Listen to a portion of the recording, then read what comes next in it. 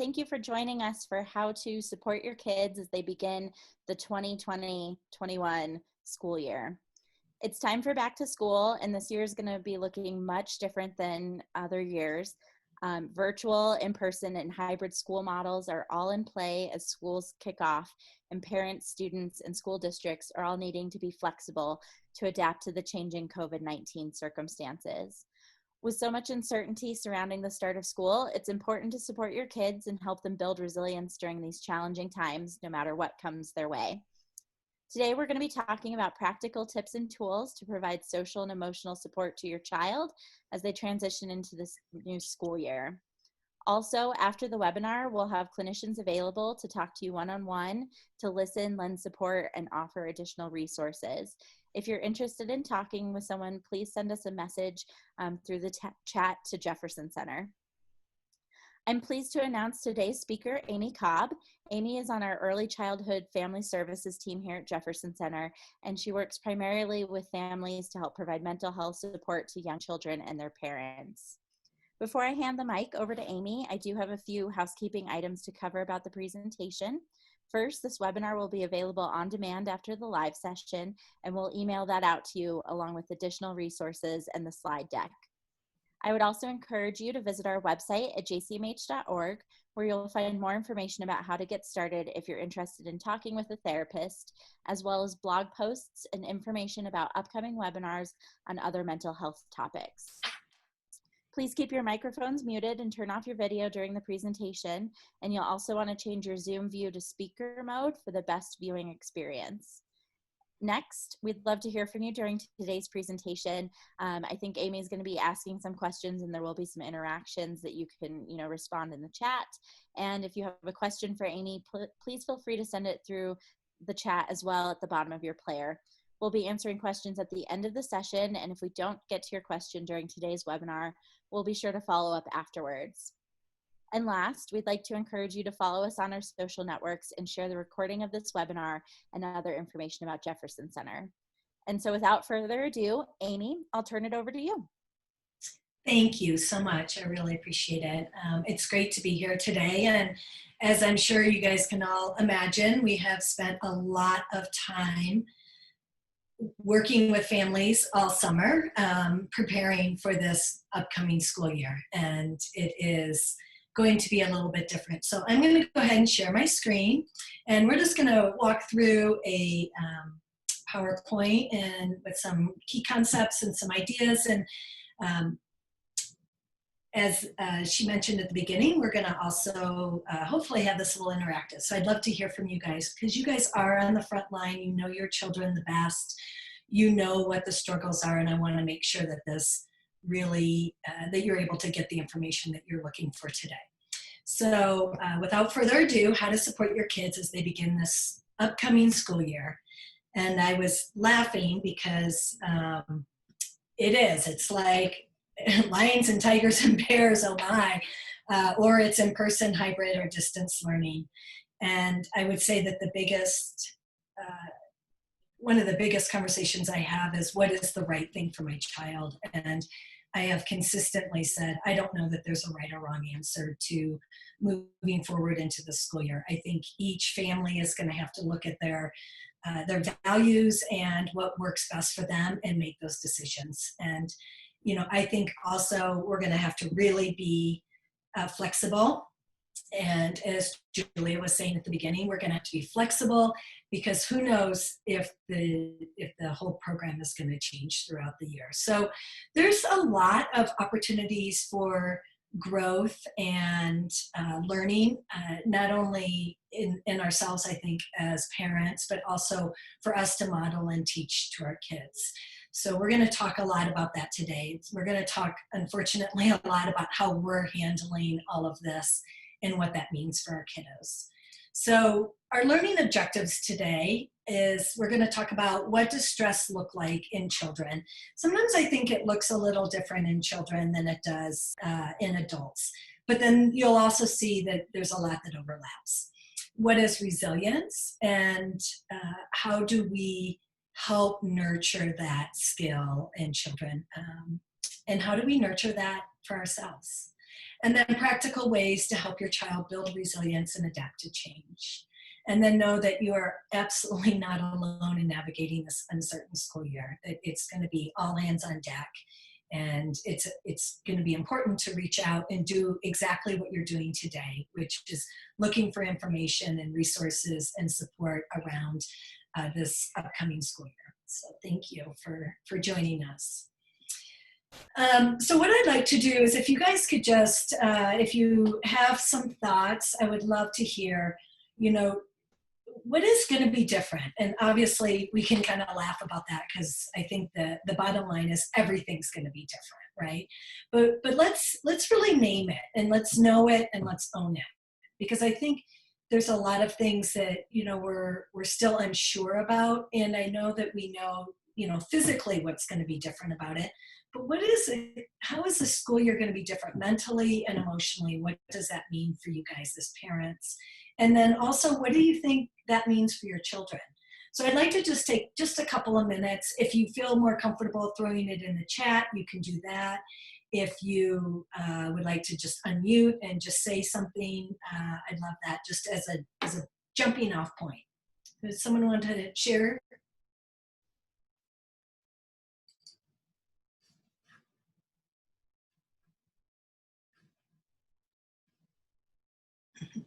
It's quiet. Okay, so let's, and I'm wondering here where I can get my chat.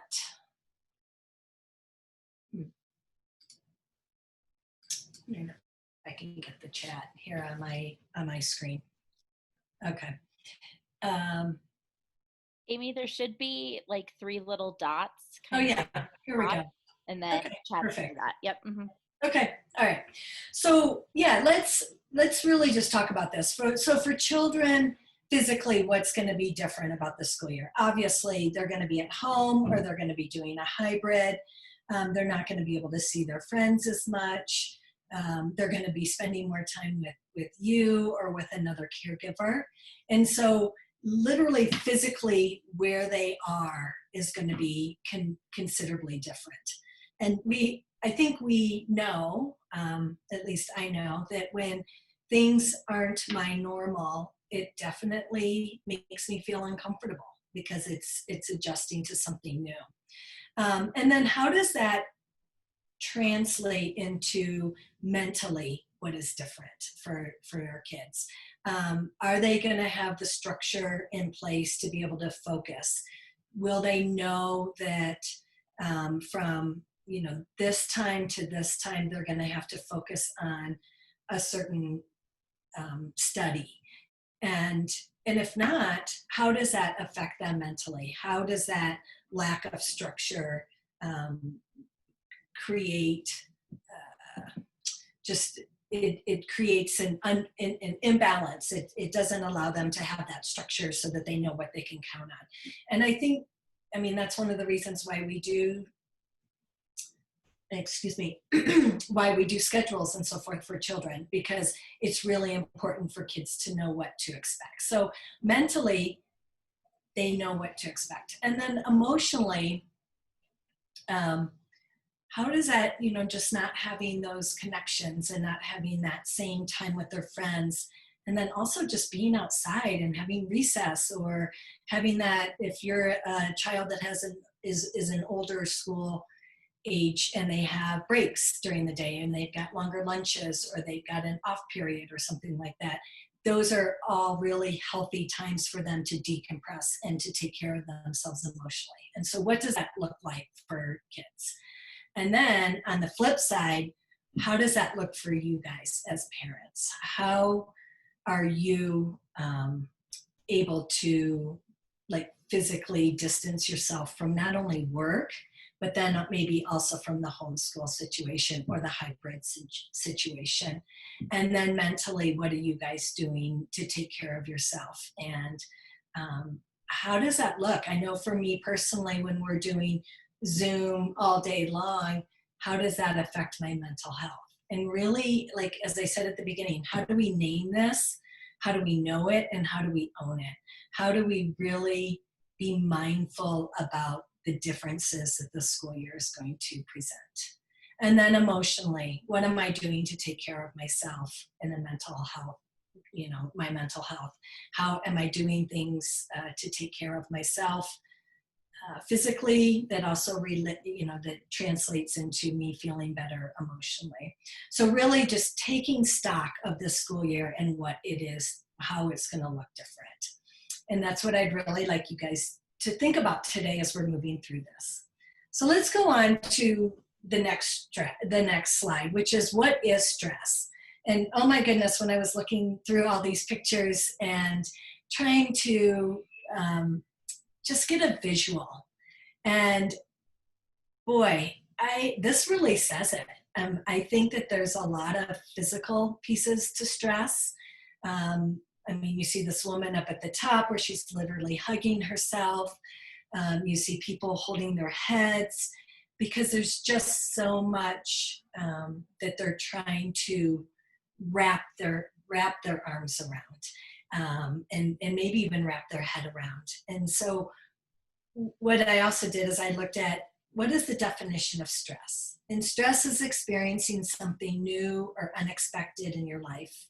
This new thing may threaten your safety, and it could be your emotional safety too. I think of children not having the structure of school and not having those emotional or those connections that they have either with a teacher or with a friend group, or or even just an activity that really fills them up. Maybe they really, really enjoy that art class or that music class, or maybe it's gym class, maybe it's something that they really excel in.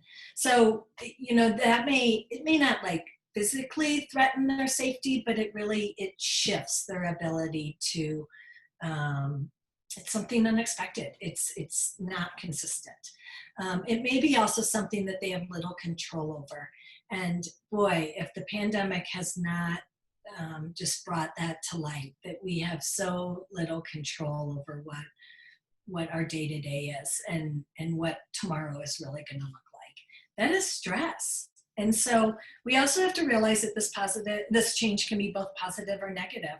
There can be wonderful, joyous things that also cause us stress, like bringing a new baby into the home, or a marriage, or buying a new house. Like, all of those things are really exciting things, but they can also, and those are positive things, but they can also cause stress. And so we're a little bit creatures of habit. We like normal. And so when life gets off track, it can cause stress. So what do we do about that? Like, how do we work through our stress? Well, for children, I think oftentimes stress looks a little different in children. I think sometimes there's a lot of crying, maybe a lot of defiance, or maybe even wanting things just so. And I find that a lot in the children and the families that I work with, that it seems like they're trying to hyper focus on things that they can control, because a lot of their day-to-day is out of control. You might also see some sleeping problems. You might see some more anger or aggression. And again, I think with anger and aggression, what we want to do is really look at, is this stemming out of maybe feeling like that lack of control? They might even also have a reduced frustration tolerance, which means that they could just be playing, and they may throw a toy and feel very hopeless and say, I can't do it, and I don't want to do it, and stomp their feet and have a tantrum. That could all be related to stress. And then on the other side, for adolescents and adults, I think that oftentimes we'll see ourselves, we've got physical ailments. And so, when you're under stress, you have headaches or stomach aches, or you may just be tired. You may shut down. You may withdraw from people and activities and things that you enjoy doing because it just feels like it's too much work. You may have some changes in sleeping and eating, or difficulty concentrating. And one of the reasons why I wanted to make sure we put that in there is that for older children that are having to focus online or even navigate a new hybrid situation, it may be difficult for them to concentrate, and it could be because of the stress. And so, what can we do about that? What can we do as their caregivers and their kind of the people that they're looking up to how do we navigate this very uncertain school year? And that's when it comes to us as parents to really look at that. So one of the things that we have found, and I know that we talked about this in the introduction, is that the best antidote to stress is resilience. And it's the ability to bounce back when things don't go the way you planned. But one of the things I want to talk about today is how do we learn resilience? And so in the next slide, what we're going to do is we're going to talk about characteristics of resilient people. And what I'd like you to do is think about yourself and what are some of the characteristics that you bring to the table as being a resilient person. I would say that we're all resilient. We all have this ability, but it is definitely a skill that needs to be nurtured, and particularly in children. And, if you think about what resilience is, going back to the previous slide here, is the ability to bounce back when things don't go the way you planned. And boy, children are just the epitome. They are so persistent and so resilient, and they can have that, that skill, or the set of skills to be resilient. But how do we nurture that in our kiddos, and how do we work together? And so some of the things that I think are really important, and through the research that I've done, is when parents have realistic and attainable expectations. And what does that look for us in a new school year? I don't think it's realistic and attainable for our children to think that our children are going to sit in their seat all day long and they're going to have the same academic experience that they're going to have if they go to school. And so it's, so how do we as parents walk that line of, okay, this is what I expect, and is that a realistic expectation? Can my child attain that? And if we're having problems attaining those expectations, then I think that we're going to have to be able to be flexible and reevaluate those expectations. Because if they're not meeting them and every day is a battle, then how do we, then all that's going to do is give us a downward spiral. And it's not going to give us the, if you go down to the third one there, the ability to be persistent and determined. So one of the things I did is I looked up is what is the definition of persistent and determined? And persistent is continuing in spite of difficulty, and determined is actually the act of coming to a decision or a solution.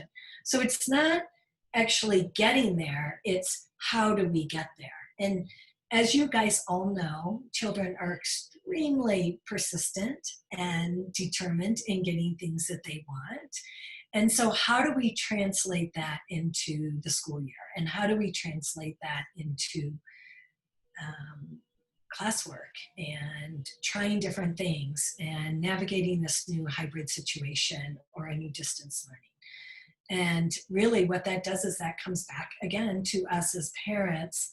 How do we navigate all of this? Are we persistent and are we determined? Do we have realistic expectations? Do we have good problem solving skills? Are we kind of throwing up our hands when we get frustrated? Because gosh, I know I've spoken with so many parents that particularly in the spring, that the whole online learning thing was not very smooth and it was not streamlined. But hopefully some of those things have gotten worked out. And so how do we continue to push forward, and how do we continue to be determined to find that solution? And how do we work with the problem, work through the problem, and with a good mindset of all right, this is a problem and we're gonna work with it together. We're gonna work on it together. Also, another characteristic is people that are empathetic and good communicators. And I think the empathy piece is going to be huge this entire year. And I have such a heart for parents, because I realize that we're asking them to consistently be empathetic to their little ones and about what they're going through. And when I say little ones, it can be all the way up to 18 years old. But to be empathetic about the changes that they're having to navigate. And then I always wonder, who's being empathetic for the parents? And that's one of the things that I have been able to do throughout this pandemic, is work with family support and work with families and hopefully be that listening ear, and that helping them be a good problem solver and help them just focus on what's important and how can we continue to work through this, be determined as we work through this pandemic. But being empathetic to our kiddos is super important. And then also good communicators. And that means that when we're upset or we're frustrated, that we take that deep breath and we wait and we say, you know what, I really want to, this is important and I want to have a good conversation about this, but I can't right now because I'm really frustrated. And that's healthy, good communication. And that's an excellent thing to model for our kiddos. Another characteristic is that we're thoughtful rather than impulsive. And I know kiddos are so impulsive. And so it's really important for us to slow down and to almost over the top model this. You know what? I'm going to slow down and I'm going to be thoughtful rather than impulsive. And generally feel good about themselves as a person. If there's things that you can do day in and day out that fill you up, that fill your cup, so that you can feel good about the work that you're doing with your kiddos, if you can feel good about the work that you're doing, if at your work, or if whatever else you've got on your plate all day long, that generally you feel good about yourself. And then how can you translate that into your for your children, into their life? How can they feel good about themselves as a person? So those are some key characteristics of resilient people. My next slide I was going to ask you is that, how resilient are you? What is one way that you feel like you really demonstrate resilience? And I would love it if somebody would feel bold enough to jump in and sorry about that. Whoops. Oh goodness, here. To jump in and share one way that you are resilient. Anyone? Come on, one bold person.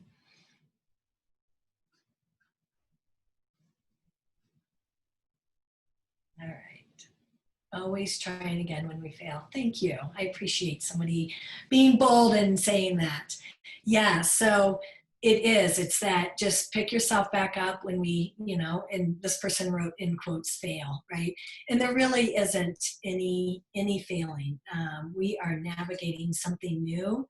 And so, one of the things that, persistence is continuing in the spite of difficulty. And this is going to be, it's going to be challenging. It's going to be difficult because we've never done it before. But if we can kind of reflect back to some of the things that we have done that we have never done before, and how we were persistent, and then how we came out the other side. I know also just in our work, I think in everybody moving to online so quickly, there was a steep learning curve. But boy, I feel like we have done a really good job, and we have been really, really resilient in this pandemic, and we've really learned new ways. And out of all of these new things that we've tried, there's going to be some things that we kind of throw out the window and we say, that wasn't great, but oh my goodness, these 5 things have been really good and we're going to keep doing them. And I think that that's what we're going to have to do day in and day out with our kiddos. We're going to find things that work, and then we're going to find things that we're like, oh boy, that did not work, and be okay to throw that out and keep being persistent and try something else. Okay, so how can you best support your children in stressful situations? Um, Boy, there's so much that goes along with this, but this is just in a nutshell a few things. And if you guys want to just write down one or two things, I don't want you to get overwhelmed. Your plate is full with everything that you have going on. But if you could just pick one or two things to say, I'm going to really focus on this. This is my one or two thing, takeaway from this talk, that I'm going to really focus on this to help my child during this upcoming school year, and recognizing that it's stressful for everybody. Um, it's just different when it's stressful for kids because they don't have the life experiences to be able to reflect and to go back and say, oh, okay, this will all be okay. Or to say, oh, I've experienced something like this before and it was okay. So they really are just navigating uncharted territory, and they just are this is their life experiences, right? So we've got to walk beside them.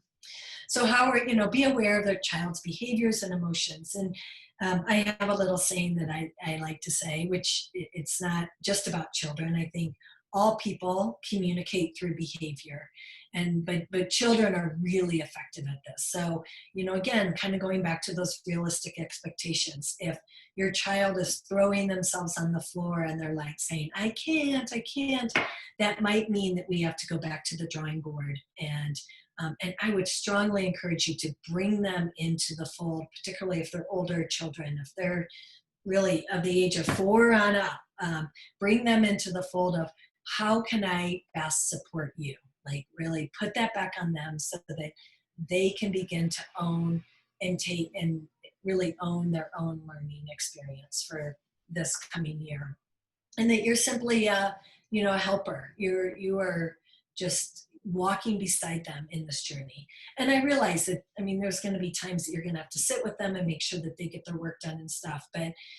But like setting up the structure, if there's a way to be able to bring them into that so they feel a part of that would be awesome. Be available and open to talk with your child when they're ready. And I know that that's not always easy because you've got your own schedules and your own works and everything else, but make sure that you're carving out some time that that your child knows that they can come to you. And if you've got some windows of time, even with my teenagers, I'm saying, okay, I've got things from here to here and I'm open for, during this time frame. And just so that they know that they can count on that time if they need it. Encourage the expression of feelings. And I love this little thing and you can do it for all age children, but say what you see. And so if they're really frustrated, you can say, gosh, I can see that you're really frustrated with this, either if it's technology or, that you're not understanding what the teacher is trying to explain to you, or, boy, I can, if they just have their hands in their head and, you could say, gosh, I see that you need a break. Let's take a break. Right. And what you're doing for them is you're helping them navigate all of these stressful situations and hopefully encouraging healthy ways to experience stressful situations so that they do become resilient and they do become like, oh, okay, I can handle this. And I can handle this with the help of my parent. Encourage physical activity and good nutrition. If your children don't need to be in their seat, make sure that there's time blocked out, that we go outside for a walk, or we go outside and play some basketball, or that they're getting that outdoor and that physical activity. It's really, really important. Teach and model good emotional responses. And so I know for me, I've had to take that deep breath. And when I want to just kind of jump in and try and solve the problem immediately, that I just slow down and take that deep breath.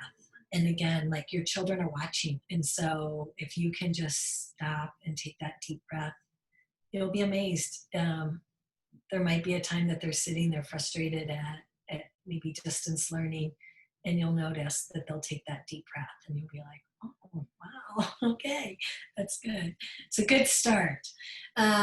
Teach and model healthy coping and problem solving skills. And so, for parents, particularly, I mean, I think it's harder when you have teenagers, but certainly of that, 4 to 14, really, like, talk through how you're problem solving something, like, oh my goodness, this happened and this is what I did, and oh, this was super frustrating, but then I was able to think about it, or gee, I went and took a quick walk around the block and my head cleared, and then I was able to come up with these solutions. Like, talk through those things, not as like a sit down, like, I'm going to teach you how I problem solve this, but just as like everyday conversation.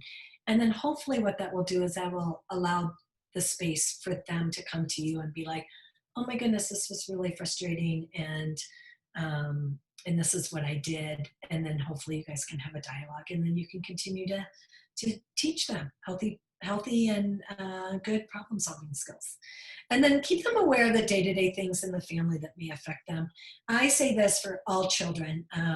If you can give your kids a heads up about what the day is going to look like, if you need more structure where maybe you have on, a big laundry list on the wall that says, from here to here, we're, and it doesn't have to be to the minute, but a general, like, we're going to have breakfast, and then we're going to do 2 hours of school, and then we're going to have lunch, and then we're going to have some outdoor time, and then we're going to come back and we're going to do another 2 hours of school. I think that would be really helpful for everybody to be able to see that. And if there's things that are going to affect them, like you're going to be not available during certain times, if they are going to get picked up by somebody and taken somewhere, like, all of those things they should be aware of.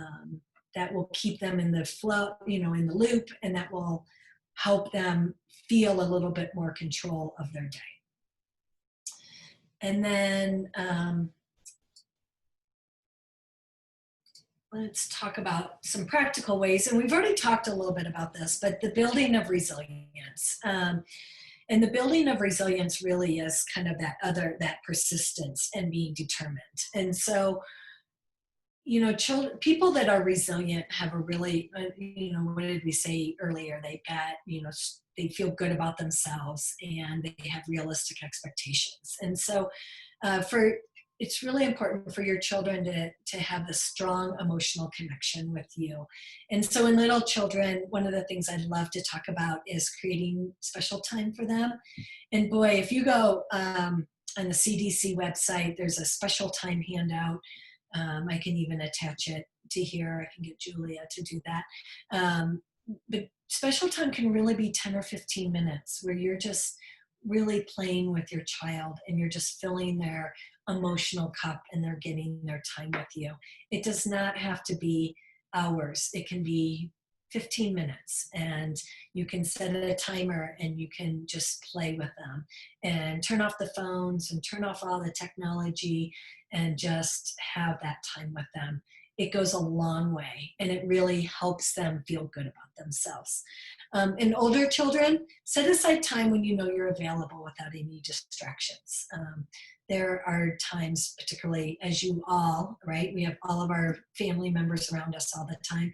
I set aside time and I say, I will be available from here to here. And I really try and stay out of my office, and I really try and be available for my kids. They may not need me, but they know that is the time that I will be available. And again, it doesn't have to be for hours. It can be for 30 minutes from 11 to 11:30. I'm going to walk out of my office, and I'm going to go, and I'm going to be available, even if I'm just puttering around in the kitchen and just being around. So that's important. The other, one of the key things about being resilient is for people to feel like they can problem solve, right? And so for kids, I think we often, we use a term of kind of jumping in to fix it right away. And, kids are super smart. They've got a lot of really good, thought processes. And so it's important to kind of let them talk through it themselves. They may not always come up to the answer right away, but the more questions you can ask, and the more opportunities you can get your kids thinking, is super good for their growth and development. So I love this it's a saying that I've had I think my entire time that I've been parenting, but I really have tried to be more curious than critical. And so, when kids come to us with a problem, how can we ask more questions, and instead of trying to jump in and be like, well, you could do this and you could do that. Maybe even one of the questions is, what have you tried? Or what do you think? And that falls right into the next one, which is teach and encourage age-appropriate problem-solving skills. So, wow, that stinks. How do you think you can handle this? What do you think you can do? What do you need from me to support you? Not to fix it for you, but just to support you. And again, you're putting that control, you're putting, what was the definition of stress earlier, is that when you feel like things are out of your control. And so even just putting some of these ability for kids to problem solve back in their control is super helpful in reducing some of that stress. And if they're just like, gosh, I have no idea, then you can, again, ask more questions. Would you like my help? Do you want to know what maybe I've tried in the past, or what maybe some other kids might do? And really start that dialogue. And what also is super cool is then it goes up to the first one, is you're building this really strong emotional connection with your kiddo. Labeling their emotions, say what you see. And a lot of times, little kids, I don't know, up to the age of maybe 8, they're super good at mad, glad, happy, sad. But, they're probably feeling a lot of other emotions too. And so helping them really begin to understand their emotions and their feelings is super important to them, building some resilience. Again, demonstrating and modeling your own coping skills, which we're going to talk about at the end here, but Colorado Crisis is around. I know that we have therapists online. If you have a lot on your plate, make sure that you're taking care of yourself. Make sure that you've got the support that you need, so that you can then lend the support to your kiddos. And that's modeling really good coping skills. And so asking for help is not a sign of weakness, it's a sign of strength. And so if you can model that for your kiddos, guess how much more likely they're going to be willing to come to you when they need help, right? You've shown them that asking for help is okay. And so when they need help, and boy, if they're in middle school or high school, they need help. They don't need to be thinking they need to do this all on their own. They need to know that they have a partner and somebody that can walk with them through this. Embrace their mistakes and yours. I have a smiley face there because I think as parents, we're pretty quick to jump on their mistakes. It's important for us to acknowledge our mistakes and to show them that, what, we're not perfect. And you can make a mistake and you can recover and you can make changes and you can move forward. And that's resilience right there. Like in the lady in the chat that said, getting back up after you quote unquote fail. And so, so just recognizing that we all make mistakes. And then talk openly about the times that you are resilient. That job promotion, boy, you worked really hard, or you stuck with it, or gosh, you got passed up 3 times, but then you got it. What did that resilience feel like and look like? Maybe a hard family interaction, somebody that's in your family that it's just, they know it's stressful. And what are the things that you do to keep coming back and to maybe work on that family interaction? Or how do you recover from a mistake that you made? And then, gosh, change of scenery is always good. Get outside, clean air, clean head, clear head. It just, when all else fails, it is okay. When you see everyone just falling apart, to say, let's get outside. Let's just, it doesn't have to be a punishment at that point in time. At that point, it's like, I'm going to teach you how to cope with stress. And, hopefully you have your own coping mechanism. And I know that if I go out for a walk, even though I may not want to, but then I do, oh my goodness, I feel so much better after. So sometimes it's just like pushing through to the end. All right, so so this goes, what I was just talking about before is that you are not alone. We have an amazing Colorado, it's all of the whole state of Colorado Crisis. The phone numbers are there. Jot them down if you'd like, or you can even text, talk, TALK to 38255.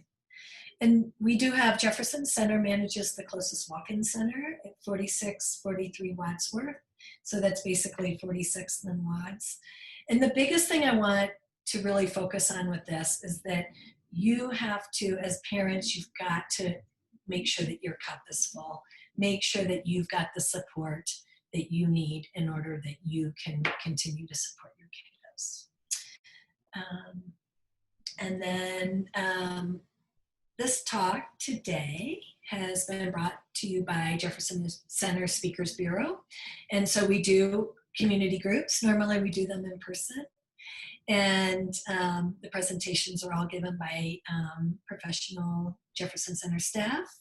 And we have presentations on a variety of mental health and wellness topics. So I know that if you check the Jefferson Center Facebook page, there's lots of topics, and I think that they've posted other talks. So if this was interesting to you, or you want to go back and see what else they have, you can do that.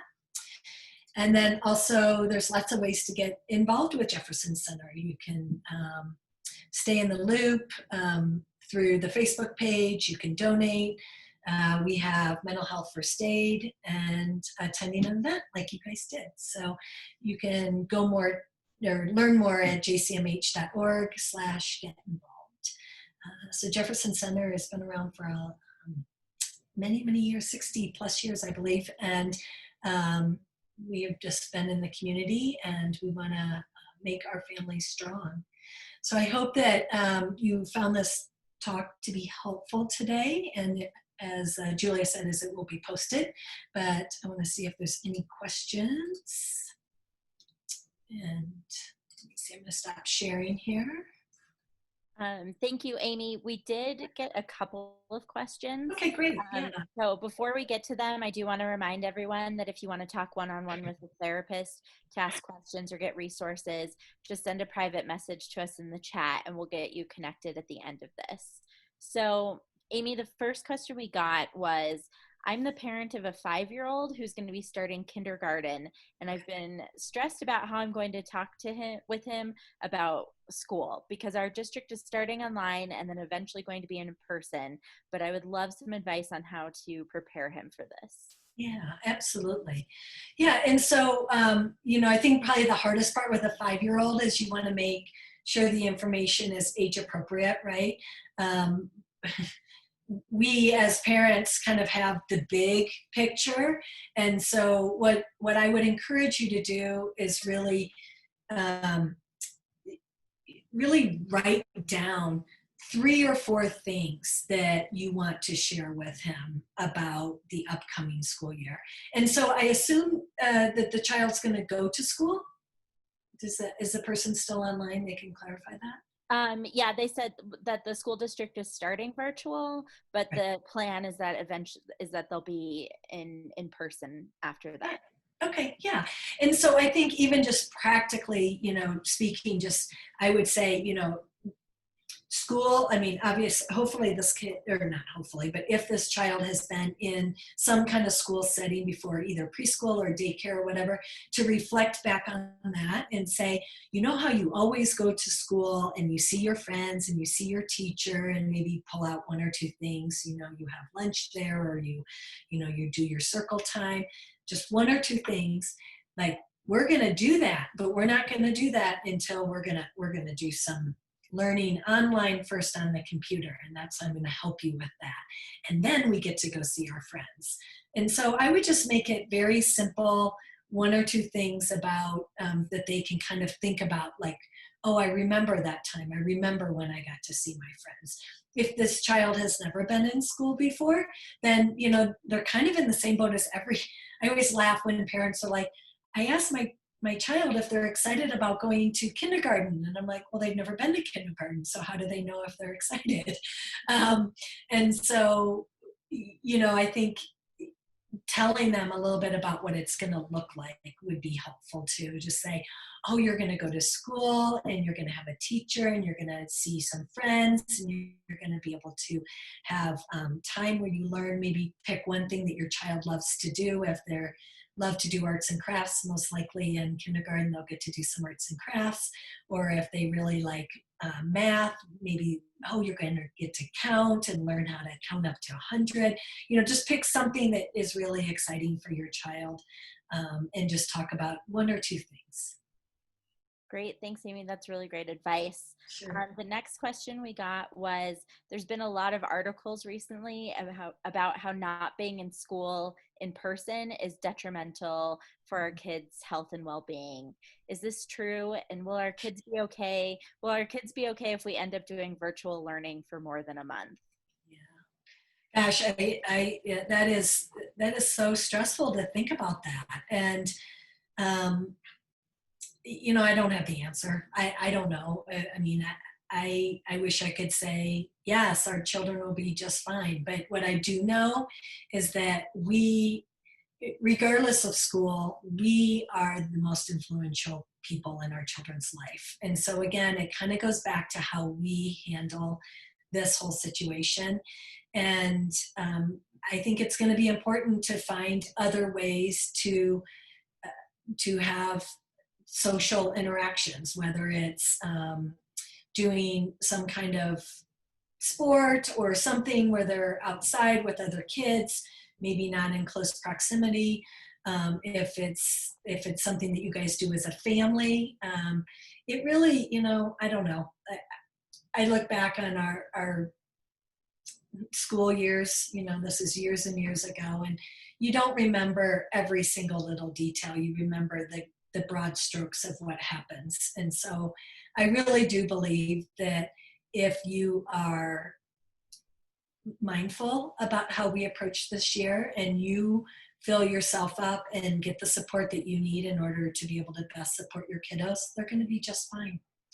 And then look for those opportunities to have some experiential learning.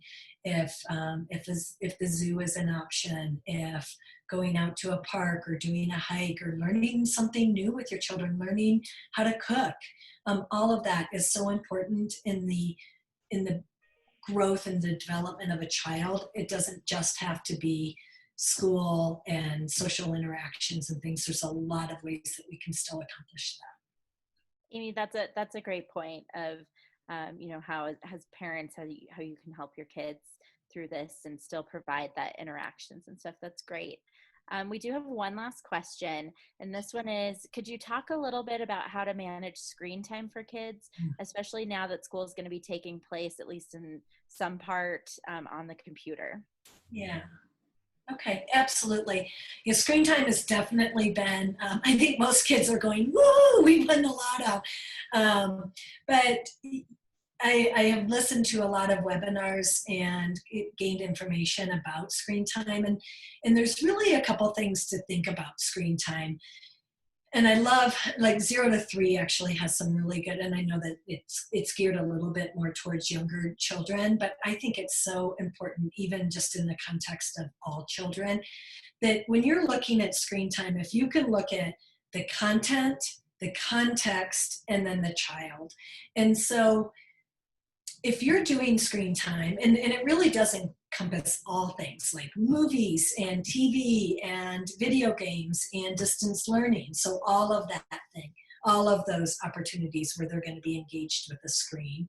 If you can look at those as, is the context appropriate, or is this child doing it in the right context? And so if it's part of distance learning, there's not a lot you can do about that. Yes, that is a healthy thing. If your child is watching a movie with you snuggled up on the couch, that is an excellent context. If if they're sitting in their room on a video game by themselves for hours on end, that's probably not the right context, okay? So really being mindful of how your child is engaging in screen time. And then also looking at the content, are the video games that they're playing, are they appropriate? Are you comfortable with them? And so forth. And then also, for littler children, are they doing things is the content appropriate? Is it age appropriate? Are they learning something? The reality is that I've had a lot of parents that say, oh, ABC Mouse taught my child how to sing the ABCs. And, and that's great as a backup. but really our children learn best from that human interaction, and they learn best from a one-on-one with a person. And so and even virtually one-on-one with a teacher, right? Like that counts. It's much better than kind of a random game or something teaching them this. So just make sure that you're being they say everything in moderation, right? Like, so that they're doing some things on screen that are fun for them and so forth, but it's age appropriate content, and it's in a good context. And then also about what works for the child. I know that kiddos, when they have a lot of screen time, they get really amped up. And if that is your child, then really be mindful of the time. And I would encourage you to do a couple of things around this. And I don't want to belabor the point too much, but again, offering some age appropriate control. So if they have 15 minutes or 20 minutes to be on the screen, make sure that you're saying, hey, you know what, we've got to get off the screen and we're going to transition to our next activity, which is helpful if you have the whole list of kind of what's going to happen throughout the day. And then give them a choice and say, hey, do you need 5 minutes or 7 minutes more on to finish your game? And then hopefully they can make a choice around that. You're kind of putting that control back in their court. And then you set a timer, you follow up, and when the 7 minutes is up, you say, okay, it's time to move on to the next thing. And I realize that that's not always going to go super smooth, but at least you've set up the expectation, you followed through. And then if the child is still upset, you can be empathetic and you can console them, but you don't give in, right? Like you can say, oh man, I know it's hard to switch gears, and I know it's hard to give up, playing that game, but it's time to move on to this next thing. And you may have to, practice that a few times for them to realize that, wow, you really are going to follow through with the screen time. But really remembering the context, the content, and the child, and determining how much screen time is really important. And I think that that's been helpful for me to kind of understand that in terms of the screen time. Thanks, Amy. That's a good perspective to look at it. And we did get one last final question, and this one is my 8th grader who is on a 504 plan for emotional needs and pretty much went into isolation when school closed in March and didn't have remote learning. I've reached out to the special ed team to begin a discussion about how to meet her needs as remote learning will start again, but how can I help her handle the anticipatory stress that is building? Mm-hmm. Yeah, and so, again, just trying to really, be there and be open. I would encourage you to, even with an 8th grader, to find some special time, to find that opportunity to really connect and fill her cup. And if she is an outdoor kiddo, for as long as you can, make sure that she's getting enough of that outdoor time. And if there's opportunities, I know one resource in Jefferson County is the ARC, and they can help with, if you're not getting the resources or the support that you need from school. I don't know how that whole process looks, but if that's something that you can reach out to them and ask them if you feel like you're not getting the support that you need at school. But really, yeah, just trying to be super mindful about that connection time with her, because it is hard for these little ones to not have that routine and that schedule that they're used to.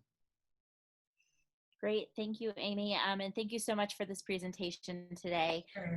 It was very informational and very helpful. So I just want to remind everyone that no matter what you're facing in life, like if you're feeling overwhelmed, worried, or stressed, Jefferson Center is here for you. And we are open, we're accepting new clients, and accessing care is easier than ever with virtual appointments.